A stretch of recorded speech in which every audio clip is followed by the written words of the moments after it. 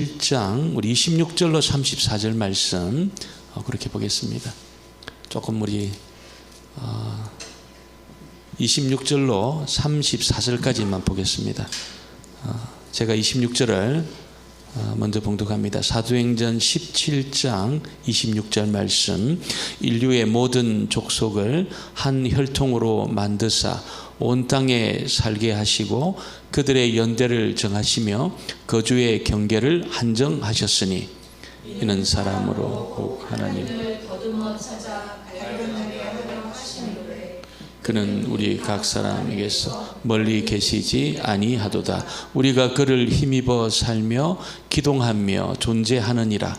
너희 시인 중 어떤 사람들의 말과 같이 우리가 그의 소생이라 하니 이와 같이 하나님의 소생이 되었은즉 하나님을 금이나 은이나 노예가 사람의 기술과 고안으로 새긴 것들과 같이 여길 것이 아니니라. 알지 못하던 시대에는 하나님이 간과하셨거니와 이제는 어디든지 사람에게 다 명하사 회개하라 하셨으니 이는 정하신 사람으로 하여금 천하를 공의로 심판할 날을 작정하시고 이에 그를 죽은 자 가운데서 다시 살리신 것으로 모든 사람에게 믿을 만한 증거를 주셨음이니라 하니라. 그들이 죽은 자의 부활을 듣고 어떤 사람은 조롱도 하고 어떤 사람은 이 일에 대하여 내 말을 다시 듣겠다 하니 이에 바울이 그들 가운데서 떠나매 같이 봅니다. 몇 사람이 그를 가까이하여 믿으니 그들 중에는 아레오가고 관리 디오노시오와 다마리아라 하는 여자와 또 다른 사람들도 있었더라. 아멘. 감사합니다. 복된 자리 잘 오셨습니다. 예, 오늘 우리 청년들이 이렇게 자리를 채워주었습니다. 연말에 또 가족들은 많이 또 홍콩을 떠나 있고 또 우리가 귀한 자리를 또 사명감 가지고 또 지킬 수 있기를 원합니다. 특별히 하나님께서 오늘 저와 여러분을 만나 주시고 또 말씀해 주셔서 우리가 회복되는 내가 은혜로 충만한 그런 일이 있게 되면 하나님의 그 전략이 이게 이루어지는 겁니다.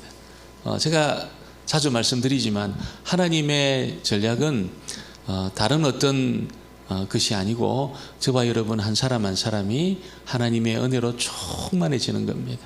또 하나님 주시는 능력으로 우리가 채워지는 겁니다. 하나님의 성령이 오셔서 우리 이렇게 만져주시고 우리를 회복시켜 주시고 또 성령의 그 어노인팅 기름 부어주시는 이게 하나님의 전략입니다. 다른 게 아니고 있잖아요. 오늘 우리가 하나님 은혜로 충만하고 우리가 변화되면 하나님의 뜻이 홍콩 땅에 이루어지게 되는 겁니다. 그래서 주변을 보지 말고 오늘 주의 음성 가운데 내가 은혜 받고 또 하나님의 음성으로 내가 듣는 그런 시간이 꼭 되어지기를 주의 이름으로 축원합니다. 축원합니다. 예수 믿는데 우리의 지성이 도움이 되겠나? 어떻게 생각하십니까? 저는 굉장히 도움이 된다 생각합니다. 왜냐하면 하나님의 말씀이 언어로 기록이 되어 있잖아요. 언어로 기록되어 있다는 말은 이게 굉장히 논리적이라는 겁니다. 언어라는 것이 주어가 있고 동사가 있고 목적어가 있고 보어가 있고 이게 문장 또 이게 패러그раф 문맥이 있습니다. 하나님이 막 아무 때나 말씀하는 게 아니고 아무 말 잔치를 하는 게 아니고 논리를 가지고 어떤 메시지를 담는 것이요. 어디에? 언어에. 그래서 언어라는 것은 메시지를 담는 그릇입니다. 굉장히 논리적인 겁니다. 이거는 여러분 우리가 어떤 지성적인 그런 사람에게 굉장히 유리해요. 감성적인 사람이 있죠. 굉장히 감성적인 사람이 있습니다. 그래서 아무리 어떤 논리적인 설득이 되어도 내 기분 나쁘면 내 동의 안 합니다, 여러분. 분명히 맞는 말인데 동의가 안 되는 거죠, 내 마음이. 분명히 맞는 말이에요. 논리적으로 맞아요. 근데 기분 나빠요. 누가 주로 그렇습니까? 한국 사람들이 주로 한국 사람들이 이게 여러분 굉장히 논리적이고 분명함에도 불구하고 기분 나쁘면 안 듣습니다. 기분 나쁜 사람이 있으면 천국도 같이 안 갑니다. 그놈이 있는데 안 간다는 거예요. 이게 한국 사람들은 굉장히 감성적이거든요. 근데 여러분, 굉장히 논리적인 사람들이 있습니다. 논리적인 사람들은 기분 나쁘지만 이게 맞는 말이기 때문에 내가 수긍한다는 거예요. 동의한다는 겁니다. 여러분은 감정적인 사람입니까? 논리적인 사람입니까? 한번 여러분 생각해 보시기 바랍니다. 내가 감정적으로 굉장히 이렇게 가까운 사람이냐, 논리적으로 내가 좀 가까운 사람이냐. 근데 여러분, 이게 감정적으로 이것이 또 소외되어서는 안 되고 논리적인 부분도 소외돼서는 안 됩니다. 이게 하나님이 감정도 만드시고 하나님이 지성적인 분이기 때문에 굉장히 조화로울 때 정말 우리가 예수 믿는 그 일이 이게 지성과 감성이 도움이 된다는 거예요. 전 세계에서 있잖아요. 가장 지성적인 사람을 찾으라 그러면 그 사람들은 뭐 미국 사람도 아니고 무슨 일본 사람도 아니고 중국 사람도 아니고 그리스 사람입니다. 그리스 사람. 그리스 사람들이 가장 논리적입니다. 가장 철학적입니다. 그래서 우리가 뭐 소크라테스니 뭐 나오나가 뭐 테스 형님 그래가지고 우리가 소크라테스 많이 듣지만 너 자신을 알라 그렇게 뭐 하잖아요. 그거면 알지만 이 소크라테스 갖고 있는 철학적인 체계를 보면 있잖아요.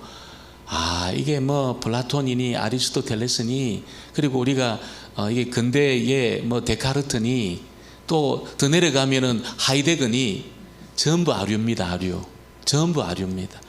전부 소크라테스의 아루들입니다.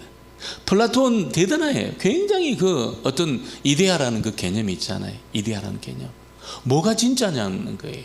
그래서 우리가 이게 어떤 보고 있는 거 이거는 이거보다 더 근본적인 것이 있다 이렇게 봤어요.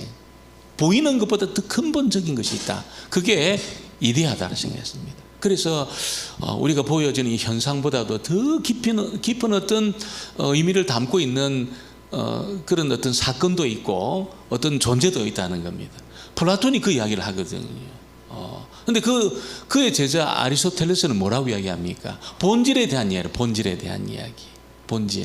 본질이라는 말이 무슨 말입니까? 여러분, 마이크가 있어요. 마이크의 본질이 뭐지요? 마이크의 본질? 예, 이게 이 소리를 이렇게 정복시켜 전달하는 거예요. 소리가 나요. 그래서 아무리 모양이 이렇게 멋지게 뭐 이렇게 아름다워도 소리를 못 내는 것은 본질에 충실하지 않습니다. 그래서 본질이 뭐냐는 질문을 던지게 해요. 굉장히 중요한 질문이거든요. 너의 본질이 뭐냐? 너의 의미가 뭐냐? 어떤 목적이 뭐냐? 이게 이제 아리스토텔레스가 던지는 질문들입니다. 여러분, 이렇게 뭐 데카르트라든 이런 사람들은 전부 있잖아요. 아류입니다, 아류. 그만큼 그리스 사람들이 철학적이었다는 거예요. 철학적이었습니다. 그래서 데카르트 공부를 하는 데 있잖아요. 데카르트가 어떤 이게 역사의 전환점을 만든 사람이거든요. 모든 게 다 변한다는 거예요. 뭐 이게 사람도 변하고 세상도 변하고 전부 다 변하는데 뭐 이렇게 사상도 변하잖아요. 근데 변하지 않는 것이 있다면 거기서부터 내가 철학을 해야 안 되겠나. 변하지 않은 게 뭐냐? 변하지 않은 게 다 변하는데 뭐가 안 변하느냐? 뭐가? 도대체 변하지 않는 것이 뭐냐? 여러분, 데카르트가 그 질문을 던진 거예요. 그래서 모든 것이 다 변하는데 변하지 않는 것이 뭐냐? 한 개 있다는 겁니다. 한 개. 그게 뭐냐면 의심하는 내 자신이 있잖아요. 의심하는 내 자신. 이거는 변하지 않는다는 거예요. 다 이렇게 모든 게 변하는데 의심하고 있는 내 자신은 변하지 않는다는 것을 알고 거기서부터 철학을 시작한 거예요. 데카르트가. 여러분, 어떤 이데아라든지 본질이라든지 어떤 형이상 여기서부터 다 아류입니다. 아류. 그리스 사람으로부터 시작된 것들입니다. 전부 다 이것이 그리스 사람으로부터. 그만큼 그리스 사람들이 탁월한 지성을 가지고 있는 그런 사람이었다는 거예요. 그래서 바울은 베레아에서 있잖아요. 굉장히 신사적이고 정말 이렇게 복음에 대해서 열려 있는 오픈 마인드 된 이 사람들과 있고 싶었어요. 너무 이 사람들이 말도 잘 듣고 있잖아요. 진지했거든요. 듣고 싶어 했어요. 있고 싶었는데 유대인들이 쫓아온 거예요. 베레아까지. 바울 죽이려고 달려드니까 있을 수가 없었어요. 그래서 급히 도망을 가요. 배를 타고 어디로? 아테네로 남쪽으로 해가지고 아테네로 도망을 갔어요. 근데 도망을 가면서 바울은 굉장한 기대감이 있었습니다. 왜냐하면 바울은 그리스 철학을 공부한 사람이거든요. 그리스어를 알고 있던 사람이에요. 헬라 말을 알고 있던 사람입니다. 헬라 말을 안다는 것은 이 성경이, 신약 성경이 코인의 헬라어로 기록되어 있습니다. 근데 바울은 코인의 헬라어만 한 게 아니고 있잖아요. 무슨 이 그리스 신화, 헤르메스 이런 그리스 신화들 있잖아요. 신화에 나오는 굉장히 어려운 그리스어를 해내는 사람이었어요. 이게 그리스 공부해 보면, 헬라 공부하면 이게 어려워요. 우리가 헬라 성경 공부하지만 어려워요. 이게 어렵습니다. 이걸 이제 강독을 해내면 어렵습니다. 어려워요. 근데 여러분, 이게 어렵지만 사실은 이 말이 있잖아요. 굉장히 쉬운 말이에요. 코인의 헬라어는, 성경 헬라어는 어디서 쓰는 말이냐면 시장통에서 쓰는 말입니다. 시장통. 우리로 하면 게이치나, 그래. 게이치나, 이게 얼마냐, 이게. 게이치나 이런 말이면 이제 다 그런 이야기. 게이치나, 음꼬이 이런 이야기면 음꼬이잖아요. 그런 이야기가 코인의 헬라. 어렵지 않아요. 뭐가 어렵습니까? 여러분, 그리스 신화가 어렵습니다. 그리스 책들이 어렵습니다. 이걸 바울은 전부 독파해낸 사람이에요. 그래서 기대감이 많았어요. 야, 가면 이 사람들은 말도 통하고 사상적으로 지적이고 지성적이니까 내 말을 들을 거다. 그래서 기대감을 가지고 갔는데 그리스에서의 사역은 뭡니까? 완전히 실패했습니다. 완전히 실패했습니다. 그래서 우리가 오늘 읽었지만 34절 말씀에 보니까 몇 사람이 믿었다는 거예요. 몇 사람이. 그래서 아레오바고 관리 디오노시오스와 다마리아는 여자, 또 다른 몇 사람이 믿은 겁니다. 그 기대감을 가지고 아덴으로 갔는데 있잖아요. 몇 사람만 예수 믿은 거예요. 그러니까 하나님의 전략은 참 놀라워요. 이 지성적이고 이 탁월한 이 도시, 여러분, 왜 몇 사람만 믿었을까요? 이 그리스 사람들은 그 위대한 도전을 거절합니다. 맞서지를 못해요. 그 위대한 도전이 뭡니까? 여러분, 복음의 도전입니다. 복음의 도전. 이 복음의 도전은 그들의 사상의 맹점을 풀어낼 수 있는 그런 것이었어요. 여러분, 그리스 그 철학이라는 것이 오늘 바울은 두 가지로 이야기합니다. 두 가지로. 이 시대에 유행했던 두 종류의 사상의 흐름이 있었다는 거예요. 하나는 뭡니까?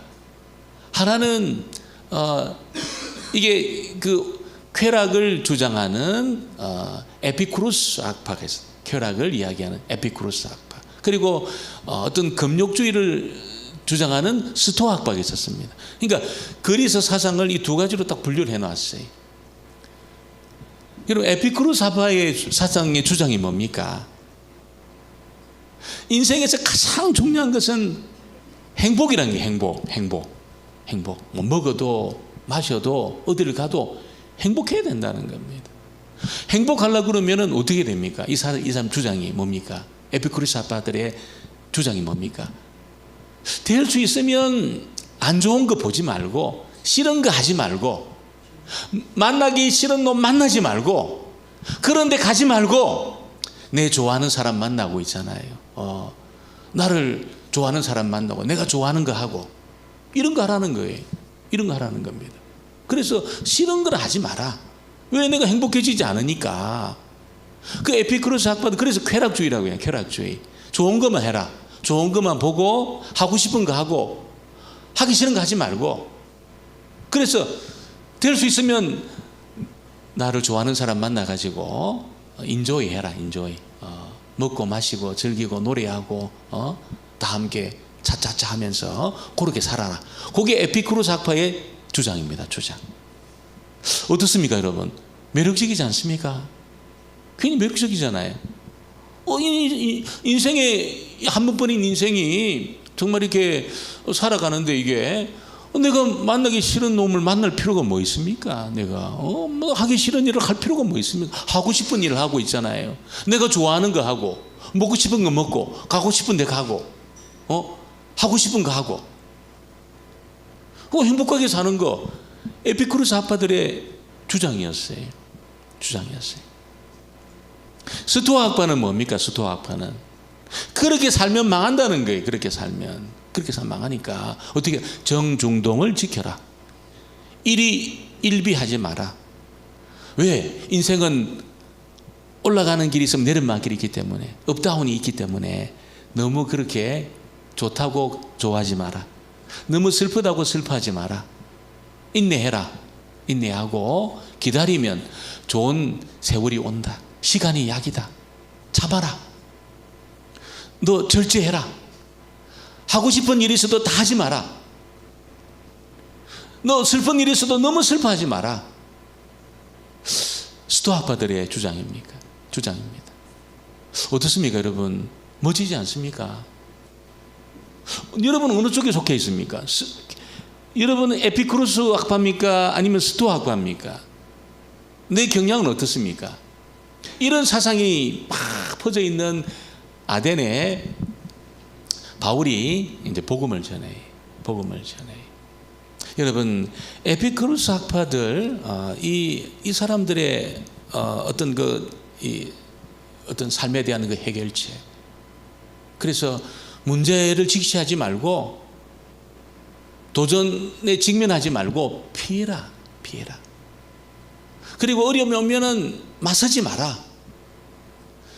스토아 학파는 참아라. 인내해라. 너 기다려라. 그러면 좋은 세월로 온다. 이렇게 이야기를 했어요. 여러분, 이 쾌락주의자였던 에피쿠로스 학파가 세상을 보는 그 틀이 있잖아요. 틀. 이거는 너무 편협한 겁니다. 너무 편협했습니다. 이걸 가지고 세상을 해석해낼 수 없는 거, 삶을 풀어낼 수 없다는 거지. 풀어낼 수 없습니다. 그래서 좋은 것만 하고 여러분 이게 반쪽만 사는 거예요. 이 사람들은. 스토아 학파는 뭡니까? 자기를 정중동 시키면서 인내하고 기다리고 참고 그렇게 하는데 여러분 삶이 그거밖에 없는 거예요. 참고 여러분 기다리고 폭풍을 여러분 맞서기 위해서 인내하고 기다리고 기쁨이 하나도 없는 겁니다. 기쁨이. 이 스토아 학파는 여러분 기쁨이 하나도 없습니다. 능력이 없는 거지요. 이 사람들은 뭔가 에피쿠로스 학파보다는 뭔가 삶의 어떤 틀을 가지고 해석하는 것처럼 보이는데 여러분 이 사람들은 여러분 기쁨이 없습니다. 기뻐하지 않습니다. 굉장히 엄숙합니다. 자기를 잘 관리하는 것처럼 보이지만 언제나 부정적입니다. 굉장히 부정적입니다.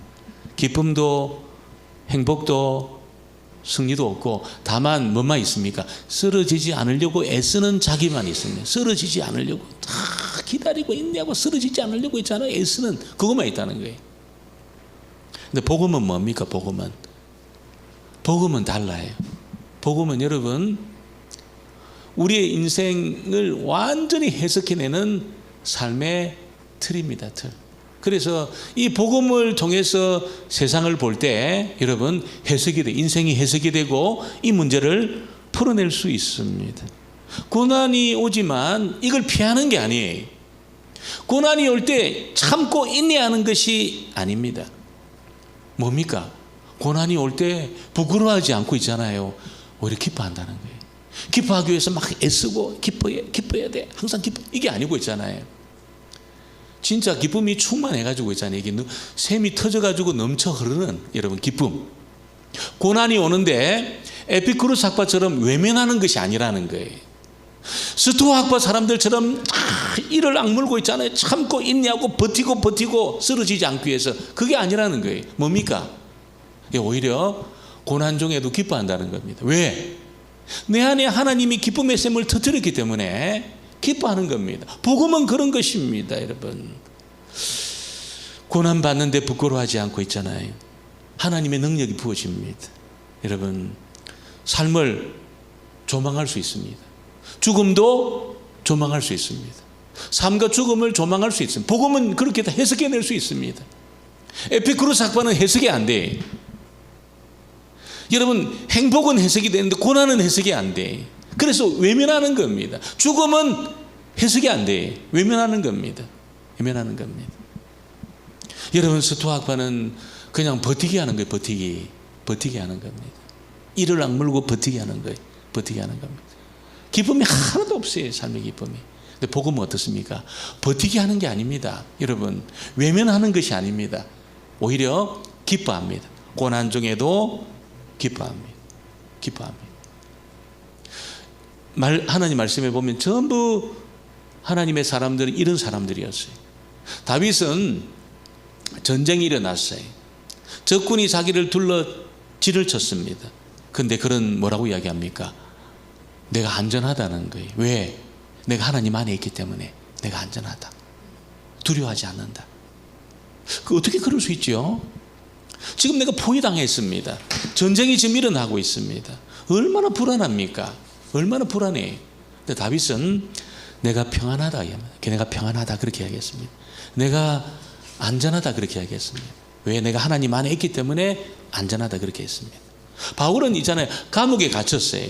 디모데후서에 보면은 감옥에 갇혀서 처형 날짜를 기다리고 있었습니다. 제가 그 감옥을 봤어요. 바울의 감옥이라고 추정되는 그 로마의 그 감옥을 봤어요. 조그만해요. 조그만하고 창문이 조그만 있더라고요. 그리고 거기서 걸어 나가면은 바울이 처형된 곳으로 추정이 되는 장소가 나와요. 거기는 돌 기둥이 이게 아주 예리한 머리에서 이게 꺾여가지고 뾰족뾰족하게 있는데 거기 목을 대고 이렇게 내리 찍어가지고 죽였다는 거예요. 바울이. 그런 처형 날짜를 기다리고 있었습니다. 바울이.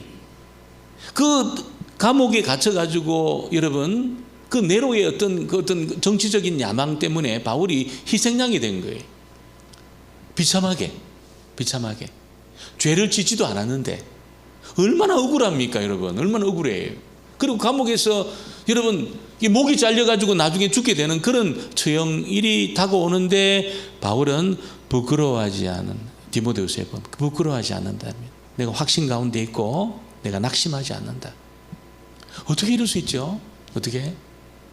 얼마나 억울합니까 여러분. 얼마나 죄를 짓지 않았는데 감옥 갇혀가 죽게 되었어요. 얼마나 억울해요. 여러분, 바울처럼 똑같이 복음을 전하는 사람이 있었는데 그 사람들은 감옥에 안 갇혔습니다. 가정도 있습니다. 사람들이 존경을 받으면서 잘 살고 있습니다. 자기는 뭡니까? 복음 전하다가 갇혀가지고 죽게 되었어요. 감옥에서. 얼마나 억울해요 이게. 하나님 어떻게 이럴 수가 있죠? 그렇게 기도할 만하잖아요. 근데 바울은 부끄럽지 않다는 거예요. 자기 전혀 부끄럽지 않다는 겁니다. 내가 부끄러워하지 않는다 이야기합니다. 내가 확신 가운데 있다. 내가 기쁨 가운데 있다. 어떻게? 복음의 능력입니다. 복음의 능력. 여러분, 신앙 때문에 영국에서 못 살고 있잖아요. 신대교를 향해서 가던 그 메이플라워를 타고 가던 청교도들이 여러분 그 대서양을 건널 때 있잖아요. 그 겨울에 엄청나게 많은 사람들이 죽었습니다. 그러니까 가족 중에 아버지가 죽고 어머니가 죽고 애들이 죽고 여러분 부모 다 죽고 애만 남고 애들은 다 죽고 부모는 남고 남편이 죽고 아내가 죽고 다 그랬다는 거예요. 다 그랬다는 거예요. 너무 굶었어요. 너무 배고파요. 너무 추웠어요. 전염병이 돌았어요. 배를 타고 가는데 여러분 어떤 말이 나올까? 어떤 기도가 나올까요? 하나님 이럴 수가 있습니까? 우리가 신앙을 지키기 위해서 이렇게 삶의 거처를 다 내려놓고 우리가 지금 떠나는데 하나님 우리를 왜 안 지켜줍니까? 왜 우리 가족, 사랑하는 가족들, 자녀들, 아내와 남편과 부모를 안 지켜줍니까? 이런 원망할 수 있지 않겠습니까? 그런 원망이 충만할 겁니다. 근데 기록들을 보면 있잖아요. 기쁨이 충만하다는 거예요. 기쁨이. 메이플라워 안에 기쁨이 충만하다. 기뻐해야 돼. 이를 악물고 있잖아요. 참아야 돼. 외면하고. 그게 아니었다는 거예요. 이게. 복음의 능력입니다. 복음의 능력. 복음의 능력이에요. 여러분. 복음은 이를 악물고 참아라. 기다려라. 시간이 약이다. 그게 아니에요. 복음은 그런 게 아니에요. 복음은 뭡니까 여러분? 내 안에 하나님의 생수의 강을 터뜨리는 겁니다. 할렐루야. 고난이 오지만 기뻐하는 겁니다. 기뻐해야 돼, 기뻐해야 돼, 이게 아니고 있잖아요. 적극적으로 생각해야 돼, 그게 아니고, 고난이 왔음에도 불구하고 오히려 여러분 고난 중에도 기뻐한다는 거예요. 기쁨이 이게 막 샘솟듯이 넘치는, 주체할 수 없는 unspeakable joy, unspeakable joy, 말할 수 없는 기쁨. 복음의 능력입니다. 복음은 그런 거예요. 복음은 있잖아요. 용기 잃지 마라, 마음의 평정심을 잃지 마라, 긍정적으로 바라보고 힘을 내라, 이렇게 말하지 않습니다. 이렇게 말하지 않습니다. 인생을 성공적으로 마치고 싶다면 기분과 감정에 휩쓸리지 마라, 잘 다스려라, 이렇게 말하지 않습니다. 기쁘다고 너무 기뻐하지 마라, 절제해라, 이렇게 말하지 않습니다. 슬프다고 너무 슬퍼하지 마라, 그렇게 말하지 않습니다. 시간은 우리의 치료자다, 이렇게 말하지 않습니다. 시간은 우리의 치료자다, 이렇게 말하지 않습니다. 뭡니까? 어떻게 말합니까? 폭풍 중에도 승리하는 능력이라는 거예요. 할렐루야. 폭풍이 몰려왔는데 있잖아요, 그게 막 휩쓸려가지고 떠내려가는 게 아니고 그걸 이겨내는 능력이라는 겁니다. 복음이 그렇다는 거예요. 인생의 폭풍우가 막 몰아쳐요. 질병에 막 폭풍우가 몰아쳐요. 경제적인 막 한파가 막 몰아쳐요. 내가 이제 죽게 됐어요. 병원에서 있잖아요, 당신 얼마 못 산다, 이렇게 말해요. 얼마나 절망스럽습니까? 얼마나 절망스러워요. 얼마 못 산다는 겁니다. 얼마나 절망스럽습니까?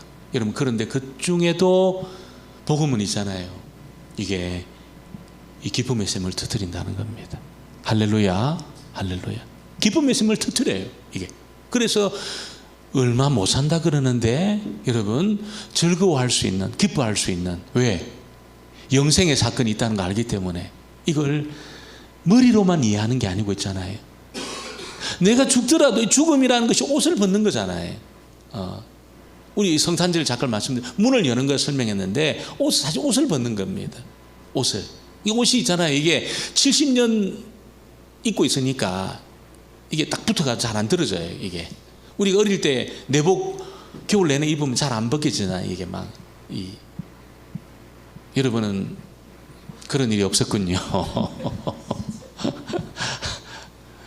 여러분, 이게 70년 80년 이 옷을 입고 이렇게 잘 안 벗겨져요.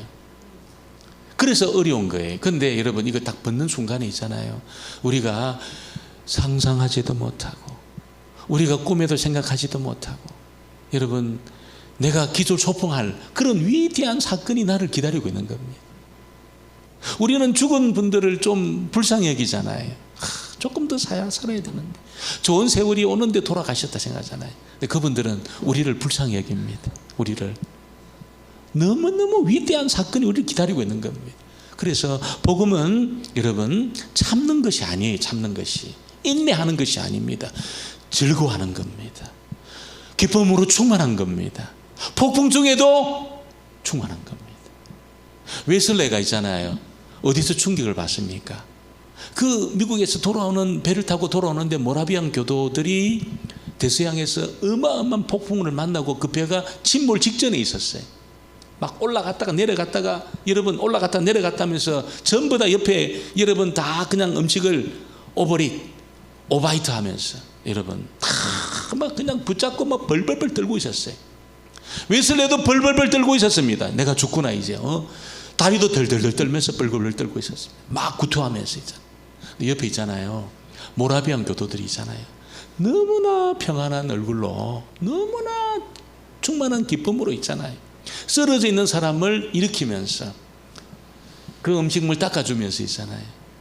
격려하면서 너무나 평안한, 두려움이 하나도 없는 얼굴로 그렇게 하는 걸 본 거예요. 웨슬레가, 그 똑똑한 웨슬레가 옥스퍼드 대학을 졸업하고 어려서 성경 공부하고 어머니 품에서 여러분 기도로 자랐던 그 웨슬레가 있잖아요. 감옥에 전도하고 미국까지 선교했던 웨슬레가 있잖아요. 그 폭풍 가운데 벌벌벌 떨고 있었어요. 근데 모라비안 교도들이 여러분 죽음의 그늘이 하나도 없는 얼굴로 너무나 충만한 기쁨으로 있잖아, 평안 가운데 사람들을 돌아보고 있었다는 겁니다. 충격받습니다. 내가 믿는 하나님하고 저들이 믿는 하나님이 다르구나. 내가 믿는 하나님과 저들이 믿는 하나님이 다르구나. 내가 지금 잘못 믿고 있었구나. 여러분, 그가 거기서 회개합니다. 회개합니다. 나는 열심히 성경 공부하고 열심히 기도하고 열심히 복음을 전하고 미국까지 가서 선교하는 일을 했지만 죽음 앞에 벌벌벌 떨었다는 거예요.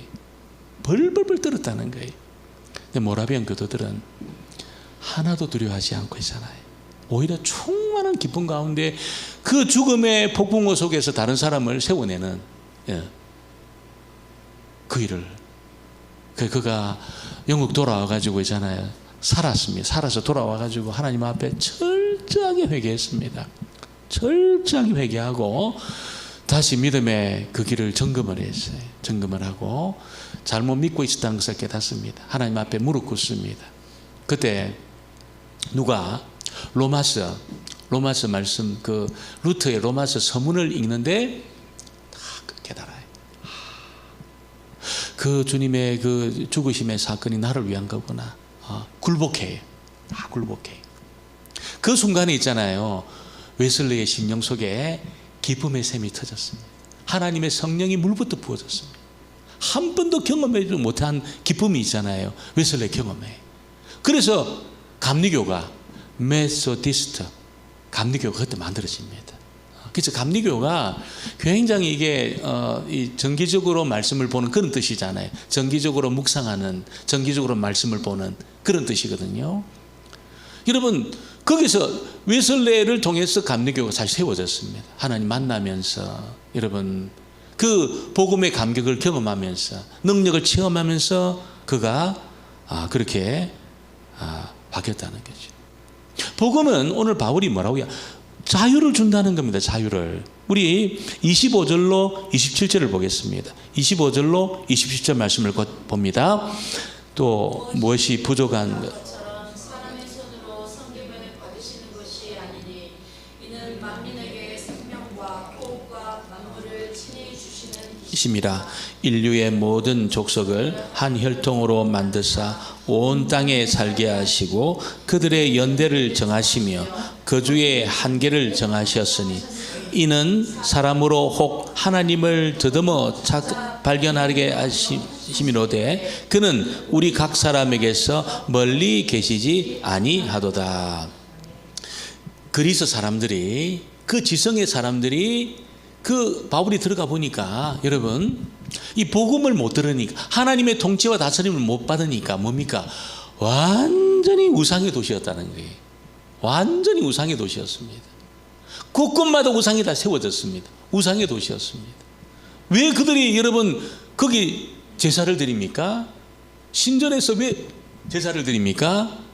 신들의 진노를 무마하기 위해서 희생 제사를 드렸어요. 곳곳마다 여러분 세워놓고, 그러니까 하나님의 통치를 안 받으니까, 말씀에 다스림이 없으니까 그 지성적인 사람들이 있잖아요. 완전히 마귀의 종이 되는 겁니다. 아무리 똑똑해도 하나님의 통치를 안 받으면 마귀의 조정 가운데 여러분, 그래 완전히 우상 숭배자가 되는 겁니다. 우상 숭배자가 벌벌 떨면서 진노가 무서워가지고 사람이 만든 신상 앞에 제사하고 절하는 그런 존재가 된다는 거예요. 그 지성적인 사람이, 그 철학적인 사람들이 결국 그렇게 된다는 거죠. 그래서 이 그리스 사람들은 신들의 진노를 무마하기 위해서 여러분 벌벌 떨면서 무엇인가 바치려고 애썼다는 거예요. 근데 여러분, 하나님은 어떤 분이십니까? 하나님은 무엇인가 바치도록 조장하는 분이 아니고 필요한 모든 것을 우리에게 주시는 분인 줄 믿습니다.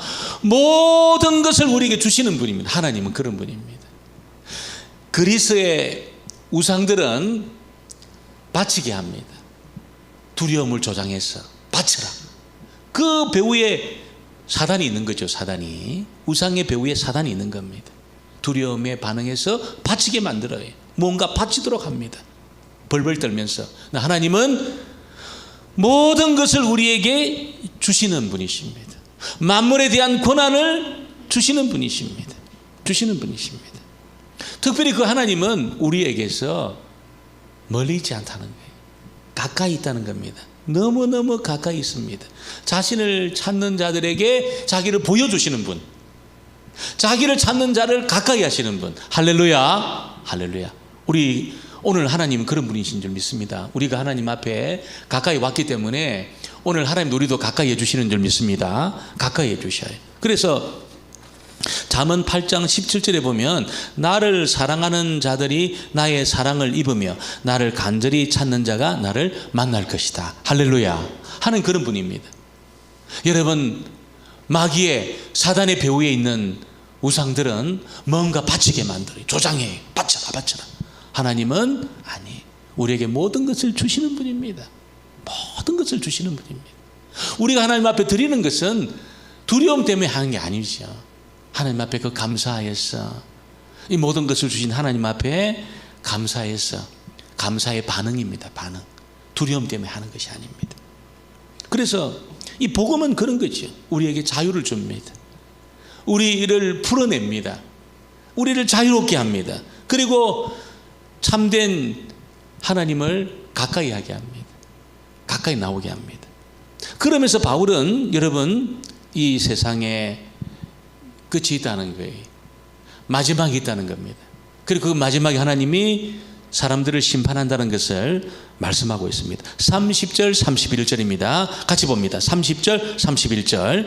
알지 못하던 시대에는 하나님이 간과하셨거니와 이제는 어디 사람에게 다 명하사 회개하라 하셨으니 이는 정하신 사람으로 하여금 천하를 공의로 심판할 날을 정하시고 이에 그를 죽은 자 가운데서 살리신 것으로 모든 사람에게 믿을 만한 증거를 주셨음이니라 하니라. 시간이 무한정 가는 게 아니에요. 시간이 돌고 도는 게 아닙니다. 시간은 끝이 있습니다. 끝이 있습니다. 시작이 있고 끝이 있습니다. 근데 그 끝에 하나님이 기다리고 있습니다. 어떻게? 칼을 들고 있잖아요. 심판의 칼을 들고 딱 기다리고 계셔요. 딱 기다리고 계셔요. 피할 수 없습니다.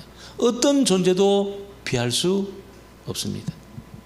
다만 그를 죽은 자 가운데서 다시 살리신 것으로 여러분 모든 믿는 그 사람, 죽은 자 가운데 살아나신 그분을 믿는 사람 통과합니다.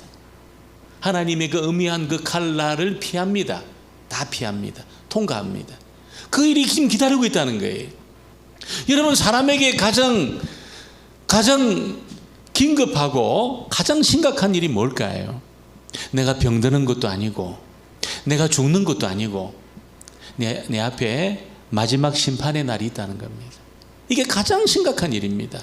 가장 심각한 일이에요. 내가 병드는 것도 아니고 내가 죽는 것도 아니고 내 앞에 하나님 앞에 서야 되는 그 날이 있다는 거예요. 어미하신 하나님 앞에 서야 되는 날이 있다는 겁니다. 어떻게 할 겁니까, 여러분? 그날 어떻게 할 겁니까? 통과 못합니다, 여러분. 내 열심으로 통과 안 됩니다. 내 관리로 통과 안 됩니다, 여러분. 최선을 다한 것으로 통과 안 됩니다. 내가 이 세상에서 내가 마음껏 누렸다, 내가 행복하게 즐겁게 내가 살았다, 통과 안 됩니다. 통과 안 됩니다. 내가 다른 사람 섬기고 봉사하고 내가 최선을 다했다, 통과 안 됩니다, 여러분. 통과 안 됩니다. 절대로 통과할 수 없습니다. 어떻게 통과합니까? 오늘 여러분, 나를 죽은 자 가운데서 살리신, 주를 죽은 자 가운데서 살리신 그분을 믿는 것으로만 통과된다는 거예요. 그분을 믿는 것. 그분을 믿습니까? 어떻게 믿습니까? 그분을 믿습니까? 어떻게 믿습니까? 내가 믿습니다. 주님 앞에, 하나님 앞에 내가 믿습니다. 그럴 때 어떻게 여러분이 설명할 겁니까? 하나님 앞에. 그분을 믿어야 통과할 수 있어요. 그분의 무엇을 믿는 겁니까, 여러분? 뭘 믿는 겁니까? 여러분, 나를 위해서도 죽었다는 걸 믿는 겁니다. 주님이 죽으실 때 나를 위해서도 죽었다는 것을 믿습니까, 여러분? 여러분을 위해서 죽으셨습니까? 그 죽으심이 여러분을 위한 사건입니까? 아멘입니까? 내 죄가 거기에 개입되어 있습니까? 아멘입니까? 여러분, 이걸 진짜 믿는 사람은 통과해요. 통과해요. 이 못 믿으면 무서운 칼날을 피할 수 없습니다. 절대로 피할 수 없습니다. 여러분, 오늘 우리가 고백한 것처럼 여러분, 죽은 자 가운데 살아나신 그 주님의 그 사건이 나를 위한 사건이고 내 죄도 그 개입되어 있고 나를 위해서도 주님 죽었습니다. 나를 제외시키지 않았습니다. 이렇게 믿을 때 다 통과해요. 다 통과해요. 여러분, 저와 여러분 복음을 믿음으로 다 통과하는 하나님의 사람들 되어지기를 주의 이름으로 축원합니다. 축원합니다. 오늘 이 말